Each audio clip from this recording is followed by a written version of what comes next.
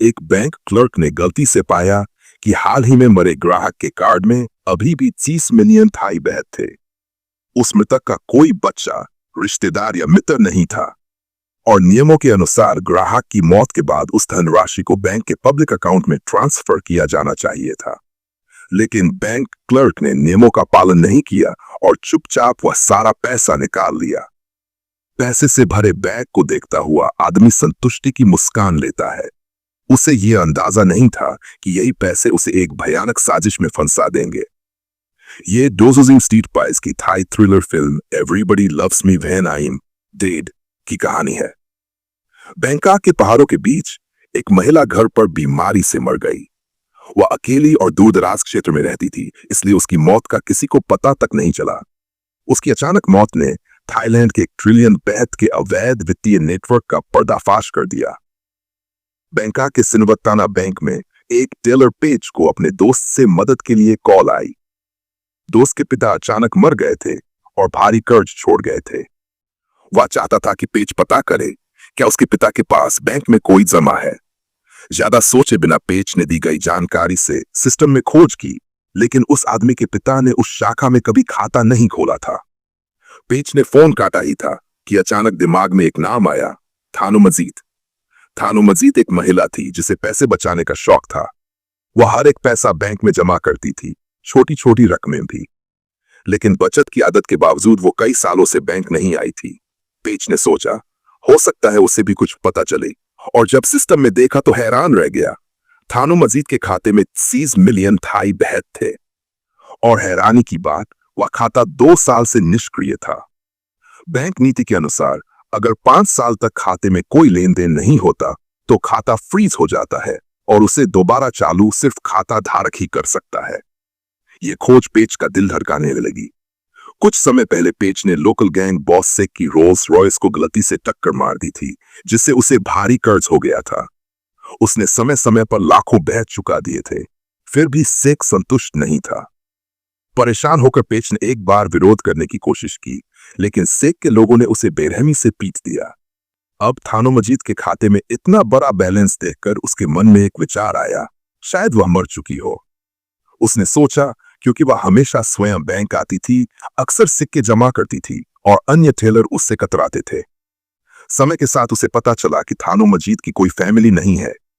यदि वह वो पैसे निकाल सके तो कर्ज चुकाकर हमेशा के लिए राहत पा सकता है, लेकिन आम टेलर होने के नाते उसके पास पासवर्ड या अथॉरिटी नहीं थी। तभी उसकी नजर असिस्टेंट मैनेजर टो पर गई। टो के पास हाई लेवल एक्सेस थी, जिससे वो फ्रीज अकाउंट्स हैंडल कर सकता था, लेकिन वह ईमानदार था। अगर उसे पता चलता कि खाता धारक मर चुका है, वह तुरंत रिपोर्ट कर देता। फिर भी पैसों का लालच पेज को बेचैन कर रहा था। इसी उधेड़बुन में सेक का फिर से फोन आ गया, जिसमें उसने धमकी दी।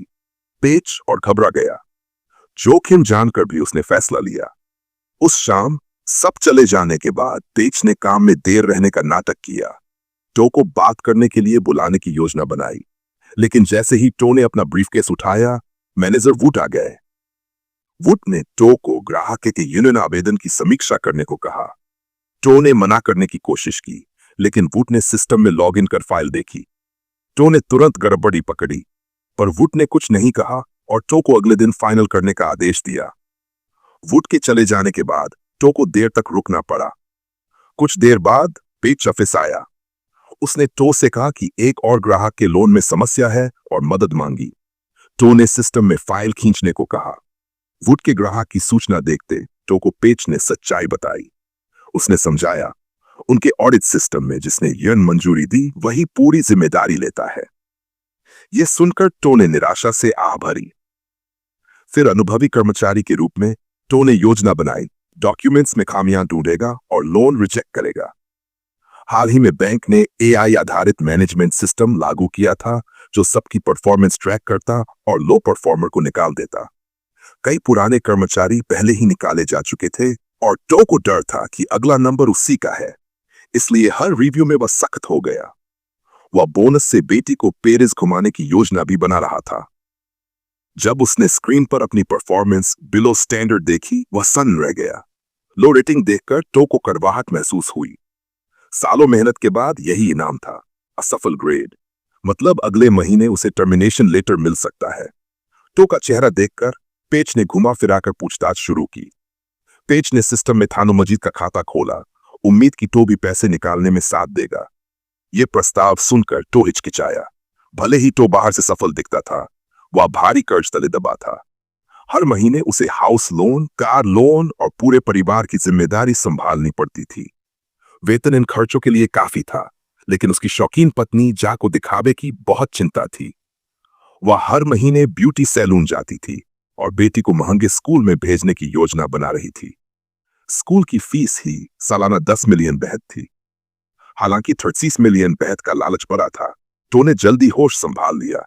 अगर बैंक को पता चलता तो नौकरी के साथ जेल की सजा भी हो सकती थी। फायदे नुकसान में तौलने के बाद भी वह फैसला नहीं कर सका। जैसे ही टो मना करने की सोच रहा था, बाहर जोर से धमाका हुआ। पता चला पिछले महीने असफल कर्मचारी को आज टर्मिनेशन नोटिस मिला और उसने आत्महत्या कर ली। जमीन पर पड़े साथी को देखकर टो ने कल अपना भविष्य देखा। उसने तत्काल फैसले बदला और पेच की मदद करने को राजी हो गया। लेकिन इतना बड़ा रकम बिना किसी की नजर में लाए कैसे जाए? टो ने योजना बनाई। सबसे पहले यह जांचना जरूरी था कि क्या थानो मजीद सचमुच मर चुकी है और क्या उसके कोई रिश्तेदार हैं। योजना के अनुसार पेच ने कॉल की, लेकिन नंबर बहुत पहले डिस्कनेक्ट हो गया था। पेच ने पते पर जाकर थानो मजीद की झोपड़ी ढूंढी। वहां पहुंचकर उसने देखा कि थानो मजीद का शव सूख चुका था। मरने की पुष्टि के बाद टो ने अगला कदम उठाया। पहले उसने खाता अनफ्रीज किया, फिर पेच से रूटीन ट्रांजैक्शन में 2000 बेहद निकाले। अगर किसी रिश्तेदार को खर्च दिखे तो बैंक में शिकायत करता, उस वक्त निकासी गलती बता सकते थे। सिर्फ यह पक्का होने के बाद कि थानो मजीद का परिवार नहीं है, टो और पेच को राहत मिली। इसी तरह वे ग्राहक के खाते से थोड़ी थोड़ी रकम निकालते रहे। कुछ हफ्ते में वे 2 मिलियन बेहद निकाल चुके थे। पहले समझौते के अनुसार टो ने 1.3 मिलियन बेहद ली और पेच ने स्पेंडिंग। इस पैसे से टो ने तुरंत बेटी का रजिस्ट्रेशन कराया और बाकी कर्ज चुकाया।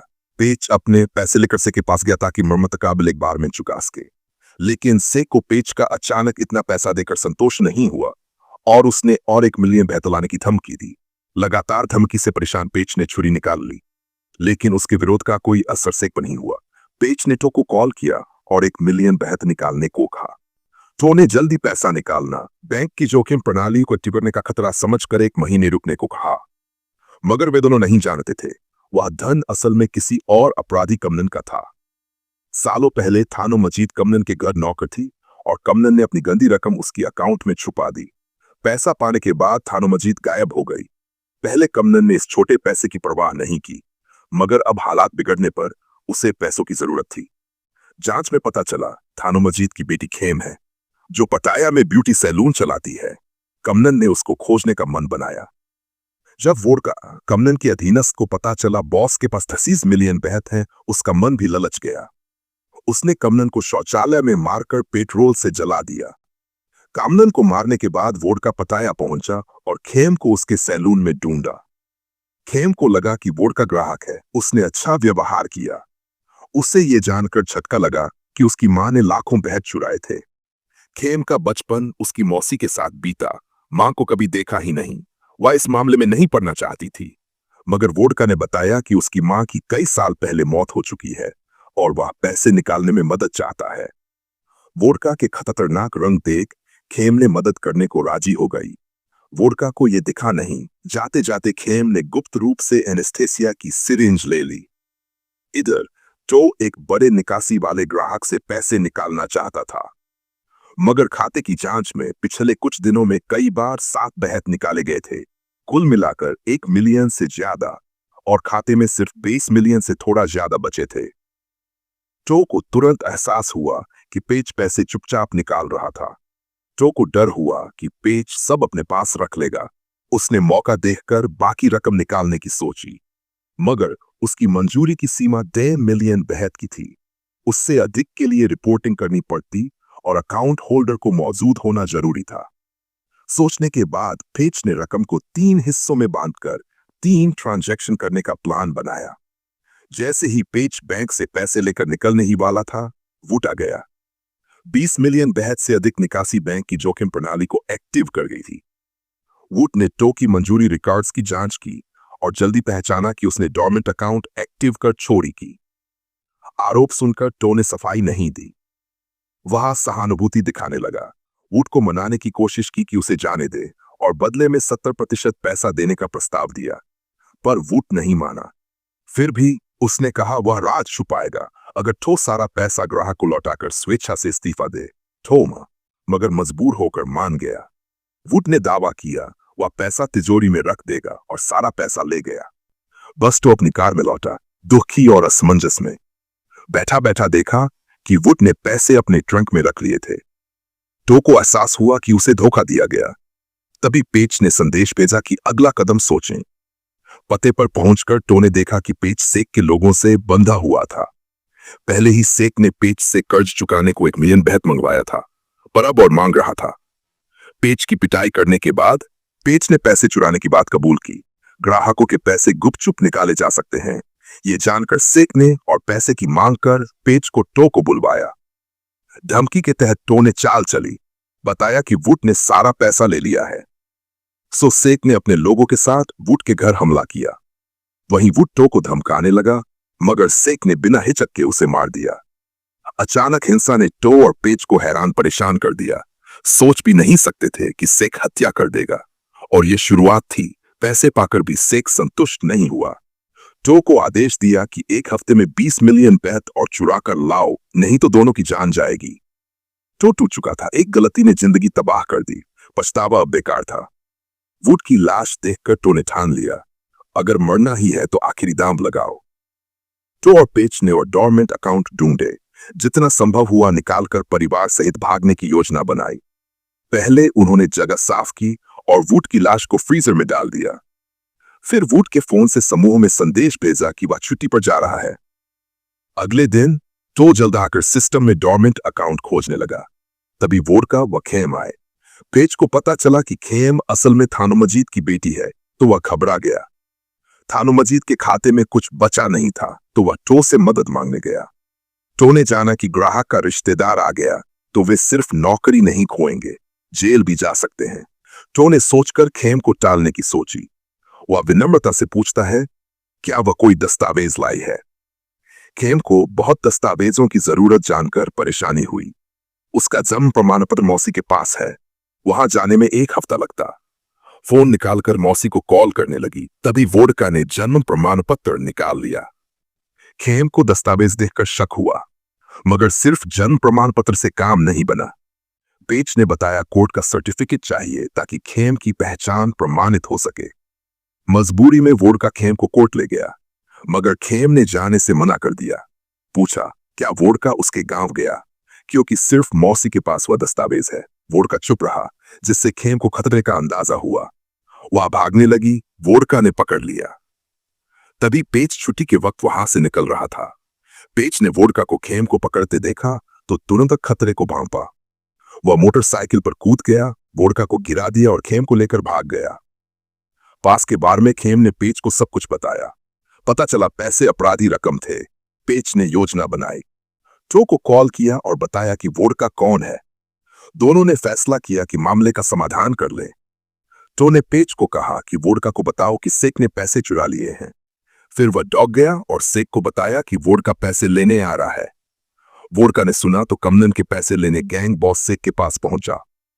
वोडका खतरनाक था, मगर सेक भी कमजोर नहीं था। कुछ ही मिनटों में गोदाम में भीषण लड़ाई शुरू हो गई। सेक ने वोडका की ताकत कम आंकी। उसके साथी छटपट गिर गए। अफरा तफरी में पेच को गोली लग गई। लड़ाई में टो ने फर्श से गन उठाई और सेक के कई लोगों को मार गिराया, मगर वोडका ने पलटवार कर टो को भी पछाड़ दिया। टो ने जान की भीख मांगी, बोला वह मजबूरी में है और सारे पैसे देने को तैयार, मगर वोडका ने यकीन नहीं किया। ठीक उसी वक्त खेम ने बैग से एनेस्थेसिया की सिरिंज निकाली और वोडका के गर्दन में चुभो दी। उसने वोडका को पैसे लेने और सबको छोड़ने की बात कही। वोडका बहस नहीं किया, बैग उठाया और डॉक से निकल गया। मगर बाहर निकलते ही सेक के बैकअप लोग उसे गोली मारकर मार गिराते हैं। बिना ये जानकर कि बैग में पैसे थे, वे तुरंत भाग निकले। बैग वही रह गया। टो की आंखें चमक उठीं। उसने थोड़ा पैसा निकाला और खेम को देने की कोशिश की, मगर उसने मना कर दिया। टो ने जिद नहीं की और पैसा जमीन पर छोड़ दिया। भागने के बजाय टो ने आखिरी चाल चली। उसने सारा पैसा अपनी को दिया और खुद पुलिस स्टेशन जाकर सरेंडर कर दिया। बताया, मैनेजर और गैंग ने डॉर्मेंट खाते से 30 मिलियन बेहद चुराए। उसने और पेच ने सच्चाई पता की और रिपोर्ट करने की कोशिश की, लेकिन अपराधियों ने किडनैप कर लिया और लड़ाई में पैसा दूसरे गैंग ने ले लिया। टो को लगा बाकी सबके मर जाने पर वह खुद बेकसूर साबित कर सकता है और राज छुपाकर 30 मिलियन रख सकता है, मगर वह समझ नहीं पाया कि उसकी योजना उसके खिलाफ जाएगी। जांच के दौरान जेल में साथी कैदी ने धीरे से बात की। पता चला उन डॉर्मेंट खातों के मालिक उन्हें भूले नहीं थे। वे अपराधी संगठनों के लिए मनी लॉन्ड्रिंग खाते थे। वहां गैरकानूनी रकम छुपाई जाती और डॉर्मेंट से उसे सुरक्षित रखा जाता। समाचार देखकर अपराधी संगठन ने फैसला लिया कि टो को भी मारना पड़ेगा ताकि जानकारी बाहर न जा सके। टो की हत्या हुई और उसके खाते में 20 मिलियन बेहद और मिले। वह भी मनी लॉन्ड्रिंग का हिस्सा बन गया। और यही थी 2000 स्पाइस की Thai thriller everybody loves me when I am dead की पूरी कहानी। कुल मिलाकर फिल्म की गुणवत्ता काफी अच्छी थी और कौन सोच सकता था कि डॉर्मेंट खाते इतनी छुपी हुई भूमिका निभाते हैं। क्या आपने कभी ऐसा सुना है? तो आज के वीडियो के लिए इतना ही। फिर मिलेंगे।